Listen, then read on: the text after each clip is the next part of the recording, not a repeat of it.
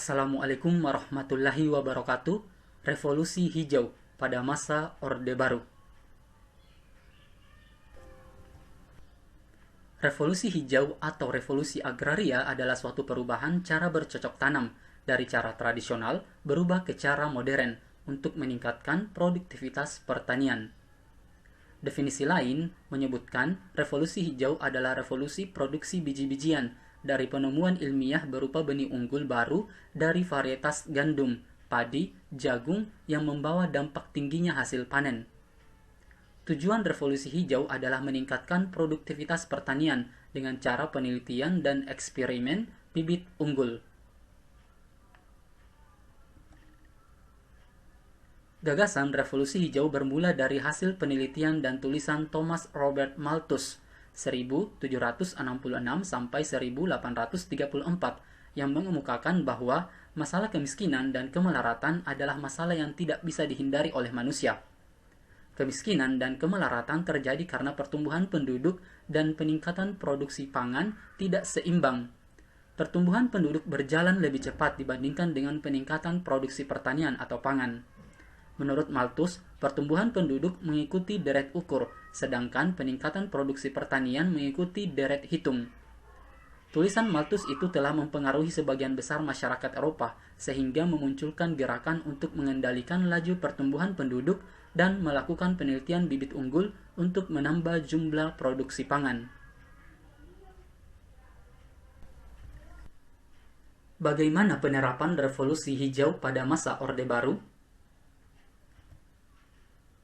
Salah satu masalah yang dihadapi oleh pemerintah Orba adalah produksi pangan yang tidak seimbang dengan kepadatan penduduk yang terus meningkat. Karena itu, pemerintah Orba memasukkan revolusi hijau dalam program Pelita. Konsep revolusi hijau yang di Indonesia dikenal sebagai Gerakan Bimas atau Bimbingan Masyarakat. Bimas adalah program nasional untuk meningkatkan produksi pangan, khususnya swasembada beras. Gerakan Bimas berintikan 3 komponen pokok, yaitu penggunaan teknologi yang sering disebut sebagai panca usaha tani, penerapan kebijakan harga sarana dan hasil reproduksi serta adanya dukungan kredit dan infrastruktur. Gerakan ini berhasil menghantarkan Indonesia pada swasembada beras. Gerakan revolusi hijau sebagaimana telah umum diketahui di Indonesia tidak mampu untuk menghantarkan Indonesia menjadi sebuah negara yang berswasembada pangan secara tetap, tetapi hanya mampu dalam waktu 5 tahun, yakni antara tahun 1984 sampai 1989. Revolusi hijau mendasarkan diri pada 4 pilar penting: penyediaan air melalui sistem irigasi, pemakaian pupuk kimia secara optimal, penerapan pestisida sesuai dengan tingkat serangan organisme pengganggu, dan penggunaan varietas unggul sebagai bahan tanam berkualitas. Kebijakan modernisasi pertanian pada masa Orba atau revolusi hijau merupakan perubahan cara bercocok tanam dari cara tradisional ke cara modern.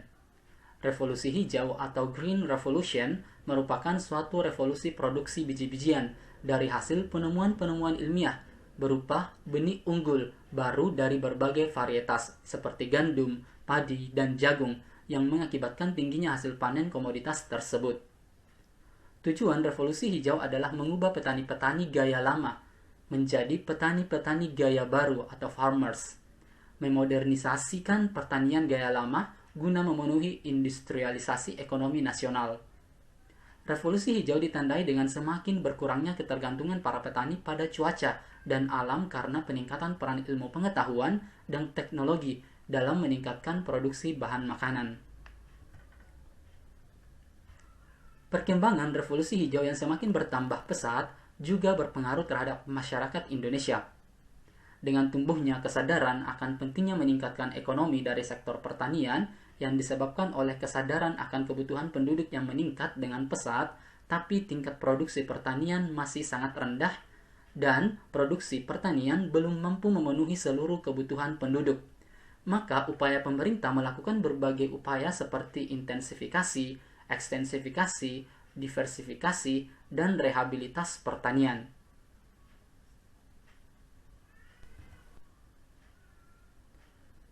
Upaya pemerintah meningkatkan hasil pertanian.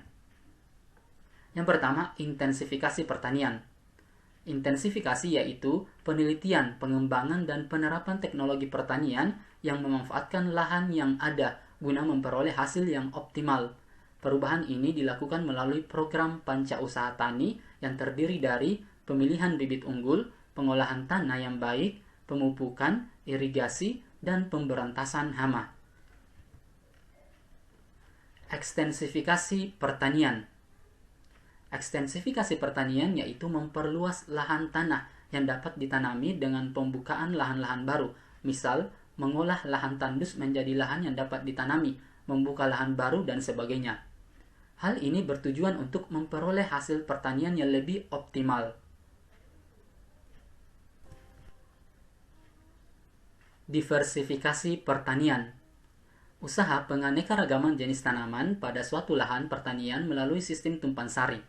Usaha ini menguntungkan karena dapat mencegah kegagalan panen pokok, memperluas sumber devisa, dan mencegah penurunan pendapatan para petani. Rehabilitasi pertanian. Rehabilitasi pertanian merupakan usaha pemilihan produktivitas sumber daya pertanian yang kritis, yang membahayakan kondisi lingkungan, serta daerah rawan dengan maksud untuk meningkatkan taraf hidup masyarakat di daerah tersebut. Sedangkan proses penerapan revolusi hijau di Indonesia dilakukan dengan berbagai upaya yang diatur oleh pemerintah.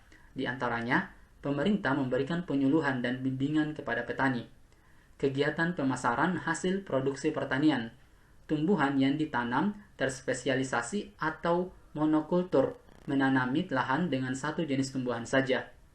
Pengembangan teknik kultur jaringan untuk memperoleh bibit unggul yang diharapkan yang tahan terhadap serangan penyakit dan hanya cocok ditanam di lahan tertentu. Petani menggunakan bibit padi hasil pengembangan Institut Penelitian Padi Internasional dan lain-lain.